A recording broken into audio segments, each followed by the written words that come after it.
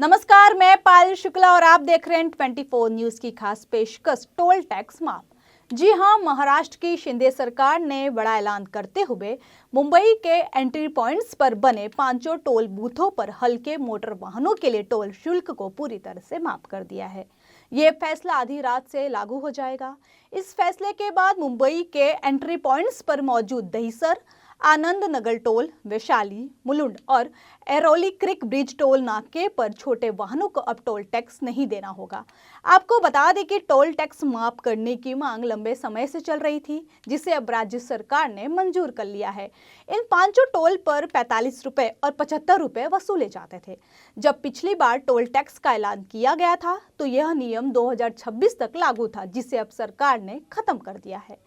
महाराष्ट्र सरकार के मंत्री दादा भुसे के मुताबिक इन 5 टोल से लगभग 3.5 लाख वाहन आते जाते थे, जिसमें 70,000 भारी वाहन और 2,80,000 हल्के वाहन शामिल है।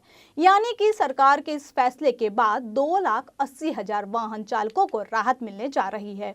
लाइट मोटर व्हीकल्स की श्रेणी में car, bike, auto, van, pickup और मिनी ट्रक शामिल है। फैसले चलते न सिर्फ पैसों की बचत होगी, बल्कि लोगों का कतारों में लगने वाला समय भी बचेगा। आपको बता दें कि महाराष्ट्र राज्य सड़क विकास निगम ने मुंबई में 55 फ्लाईओवर बनाए थे। इन पुलों की लागत वसूलने के लिए सबसे पहले मुंबई के प्रवेश द्वारों पर टोल बूथ बनाए गए।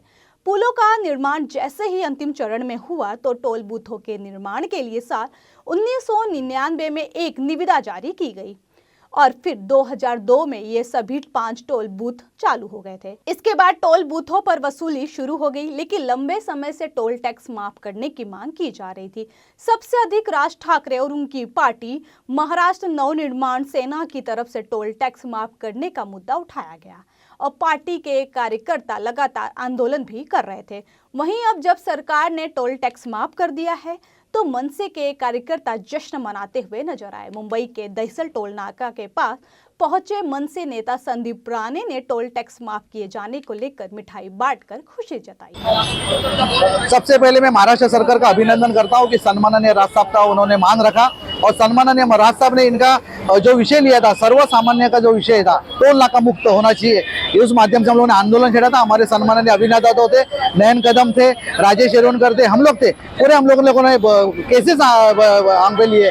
तो मुझे लगता है उसका ये जीत है सर्वसामान्य लोगों के लिए। खाली महाराष्ट्र नवनिर्माण सेना के अध्यक्ष सन्माननीय राज साहब है, बाकी के बहुत से आमदार खासदार ने मैनिफेस्टो में लिखा था टोल मुक्त करेंगे। 10 साल से मैं सुन रहा हूँ, लेकिन कोई रोड पे नहीं उतरा था। सन्माननीय राज साहब के माध्यम से हम लोग रोड पे उतर के आज वो फैसला लिया है, सर्वसामान्य लोगों का हित का विषय लिया है। तो मैं आपके माध्यम से सबका अभिनंदन करता हूं।